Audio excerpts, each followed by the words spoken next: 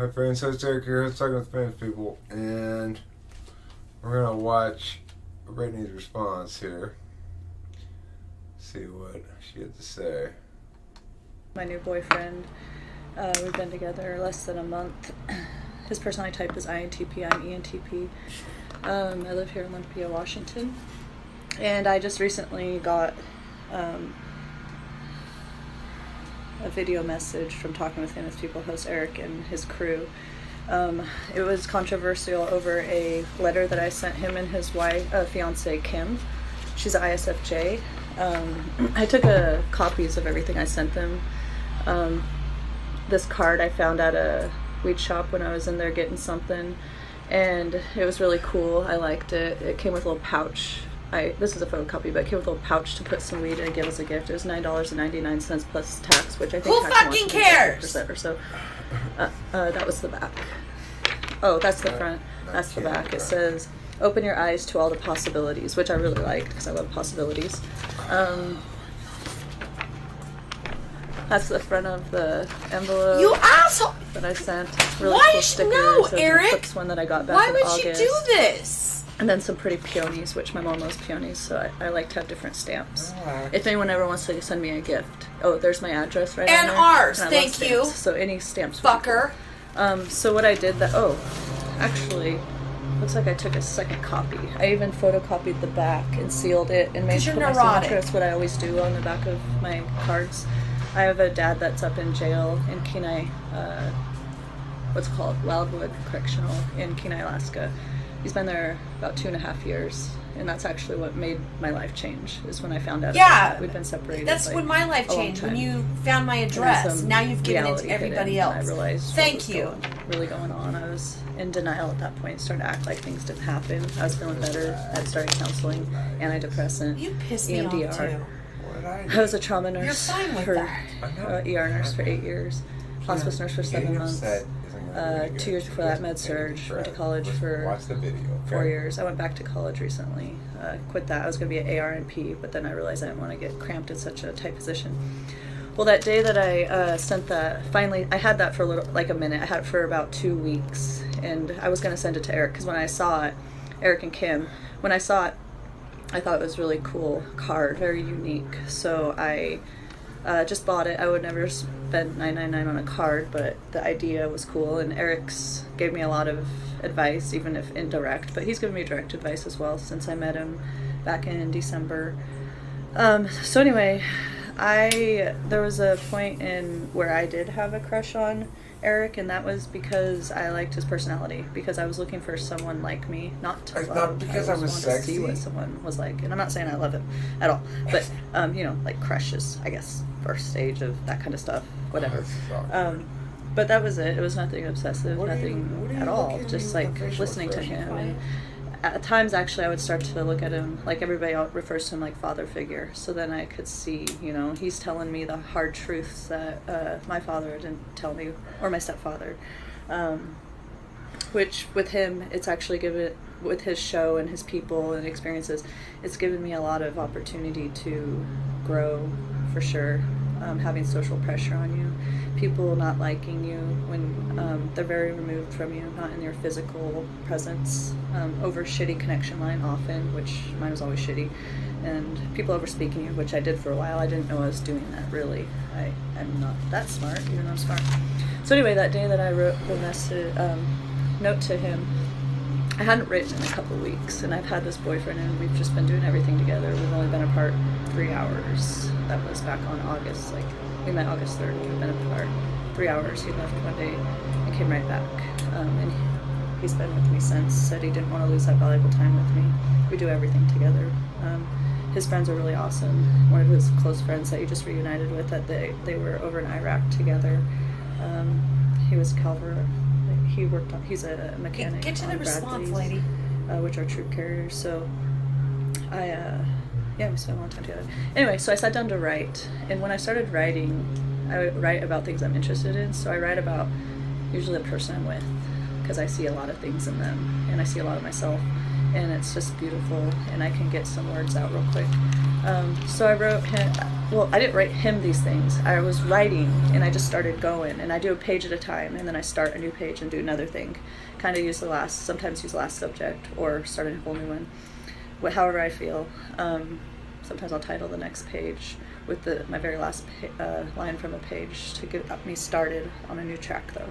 Fresh page. Don't forget you So I did also that. add I your busted out timestamp. 12 pages of writing, and maybe you can see that's page 1, or 2, that's page 12, 11, 8, yeah, they're a little bit messed up, 10. Yeah, so I just write, and I do a lot of dating and time stamping and location stamping because I like to look back and know like what was happening in certain times. It's very relative to the now, which the now is always now. We know that it's always now. No. So I'll read page 12. It's my very last one. Usually my last writings are the best. So it says, it's from, what was this date? Man, I don't even know if I put a date on this thing. Dang it. Oh, Well, did you I put a date somewhere? on 11 other I don't ones. see a date anywhere. Yeah. Huh. How could anybody? Anyway, this is just from, oh, here it is. Thursday, August 23rd, 2018, USA, Olympia, Washington, 12:55 Pacific Standard Time.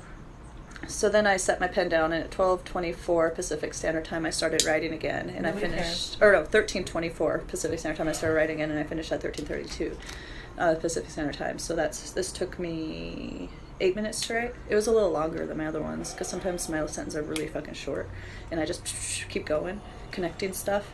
Well, I put a little more effort in my very last one, where I wrote a lot more words out of all these thoughts coming together. So, in the form of pure love, 13:24 Pacific Standard Time. On a cloud he sits, bare feet holding tight. The ground he walks, heaven. Slender physique and efficiency, solid muscle to set the tone. The strings of life he plucks. From the fruit of tree he eats. Sticky, sweet juices fill his body. Heat within reacts. Emotions resting in his palms. Connected to all and none. Here and now and never gone again. Here, a troublemaker detector he has. He knows chaos is key, altering the reality of others, changing the view for all, speaking for the people, standing for the world. Existence is his bitch. From it he trades for life. His currency what he chooses. No problem ridiculous, as it is all in our world. Denial he dares not, as its trap is thick as glue. His feet remain free, to guide his soul of irony. His dagger bitter sweat. Those who dance seek death. Those who dare seek death, justice will, is, and was served. Compassion in the rarest form, rebuilding the planet as we know it. 13:32 Pacific Standard Time. Brittney and Hancock. That didn't respond to anything. Shocked? Are you shocked? I mean, actually, I'm a little surprised. I thought you would just, No. Again, she puts my address for the fucking world to see. I want her to take it down. Well, it's only got one view. Well, now we're going to show it, though. We're going to put this video. No, we're not. I Okay, don't want... we can edit out our own address in our video. And please tell her not... Well, Eric? Kim, okay, I'll tell her to take it down. I'll ask her to. Please. Okay, I'll ask her to. It's not like it's impossible to get our address. Not from me necessarily, just on the internet. People Google your name or whatever. Well, why would she feel that that's... Okay, I'll ask her to edit it or something. I don't know. I'm just saying No, you won't. I'm overreacting? Is that what you're saying? A little bit. Okay. It's not a big deal. So that's not a response. Well, she did say she did have a crush on you, and that letter was about you. Well, she didn't even say that. She didn't need to. Oh, okay. Well, So what's your response to her non-response?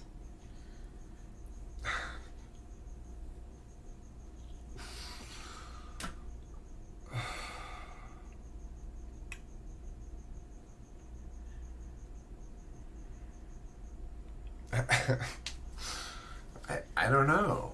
How do you respond to that? You're not an ENTP again? Not by... Well, and she's also typed her boyfriend. I'm sure he's not an INTP.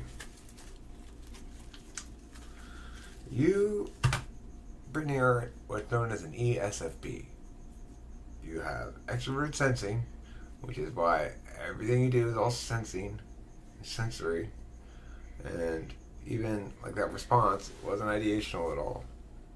There are no ideas being created in your writing either. It's just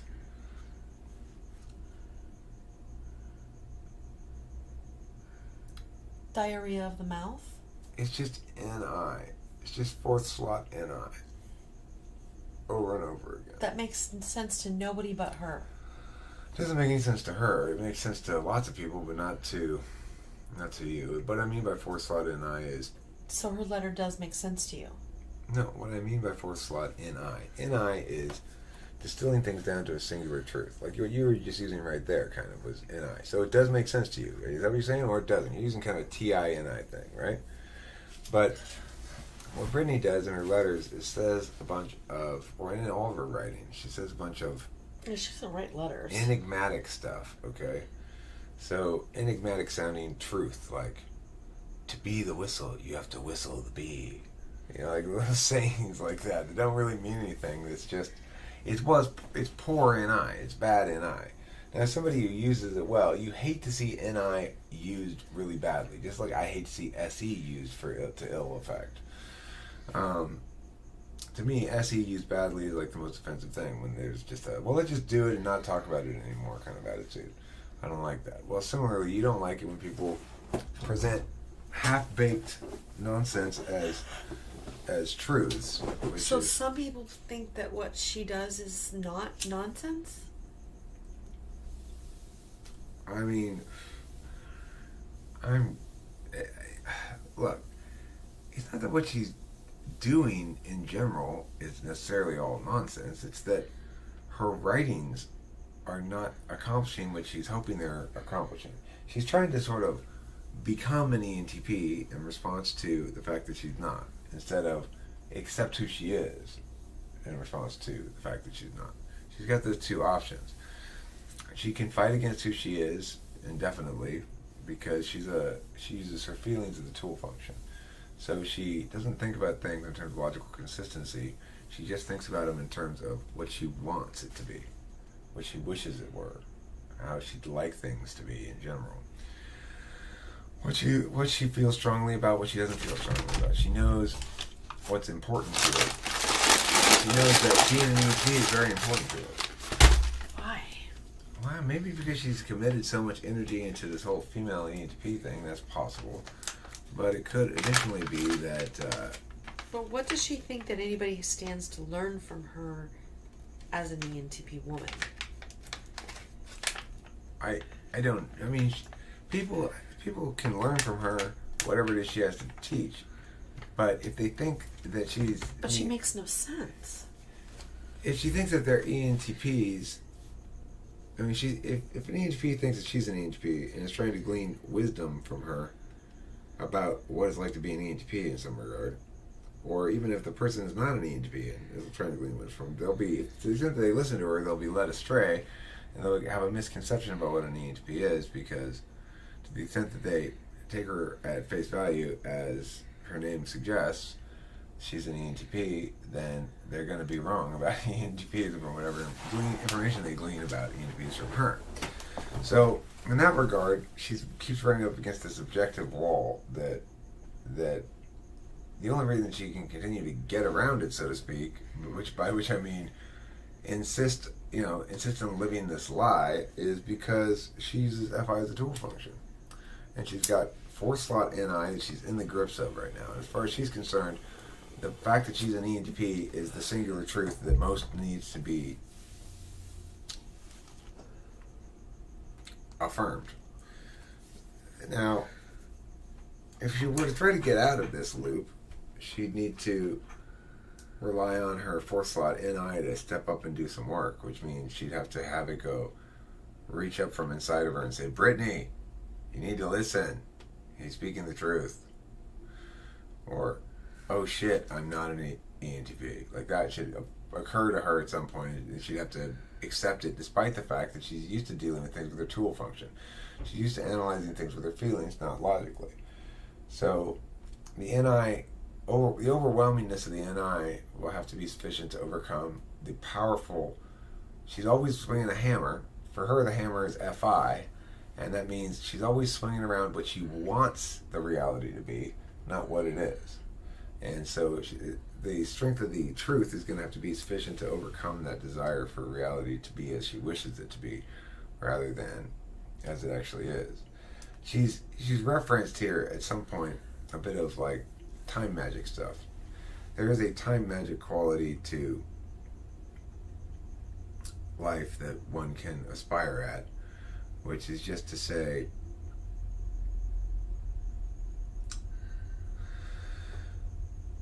it's possible to reshape reality somewhat, or not reshape it exactly, but sweep it up a bit. You know, you can do some narrative building with adequate deftness of language, but she's not successfully doing that, nor is she sufficiently deft with language. It takes somebody who's fully detached from experience, namely an ENTP or an INFJ, somebody like that, who's as fully detached as you can be from experience. They just say almost entirely metaphysical. You got to be about the low resolution variety of things. If you're with the high resolution variety of things, the actual experience, that takes a lot of processor power, as it does with Brittney, or with anybody who's about experience foremost.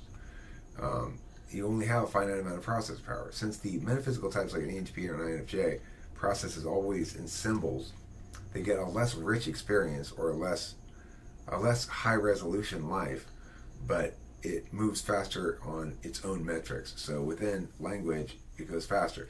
So she's never going to have that kind of natural inclination to language, because she's lived her whole life and continues to under the auspices of extroverted sensing and introverted feeling first and foremost.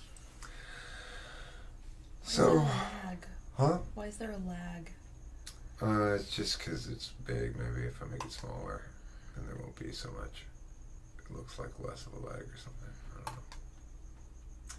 I don't know. I want to talk about Ben the Calamity Bear, and this is actually something of a serious topic that I meant to bring up to Kimberly, but I think that you notice the bear is gone.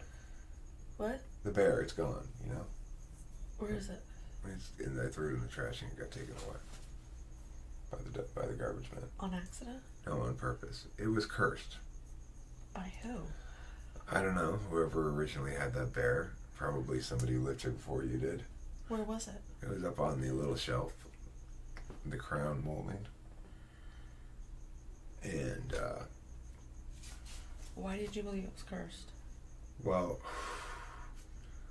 mostly because it definitely was cursed. When I got it, I thought, I like this a lot. But it was so like perfect, you just sort of feel something was like evil about it. Anyway, shortly after I found it, the first thing that happened, I broke screen on my laptop. And I carried it with me, and I thought to myself, shit, this is cursed, or something like that. Because then your phone cracked? But then I thought, I forgot about that. Then I thought to myself, nah, it's just, I don't know, it's the continuity bear. It's continuity of bad luck. It's just making sure that things are either continuous or there's a break in continuity. So I try to rationalize away its cursedness. Very well could be. Somebody could have cursed us and put the bear in there. Well, no, it's not somebody. It's not intentional cursing us. Oh. It's a cursed object that pre-existed us. It's a test of me too. I had to be willing to throw it away. I couldn't get attached to it, even though I liked it a lot.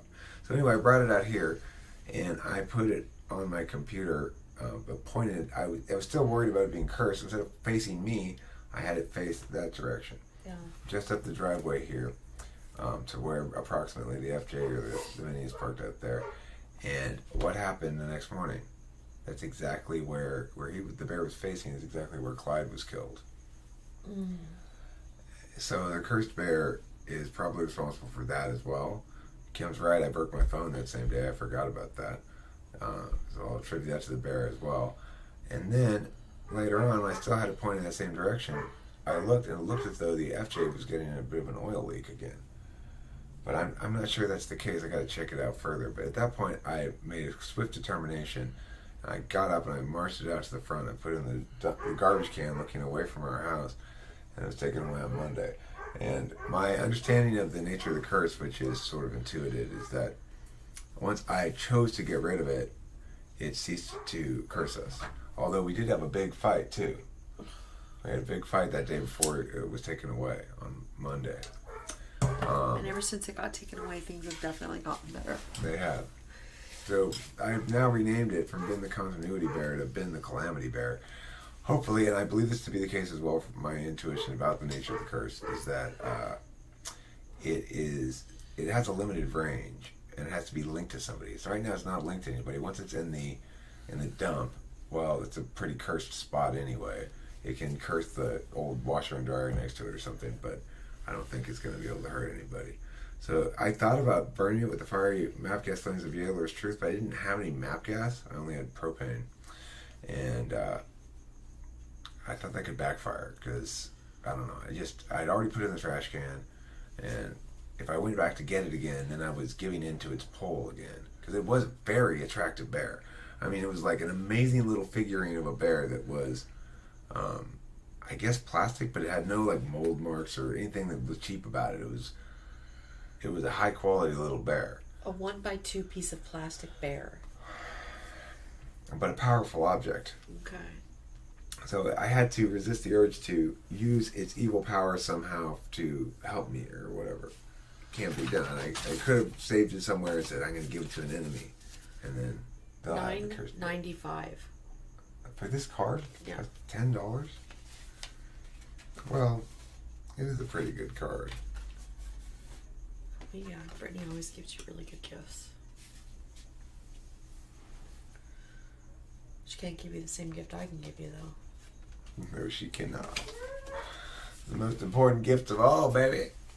It's her vagina. That's the gift she's talking about. Oh, yeah. With my penis. Like that. Okay, everybody.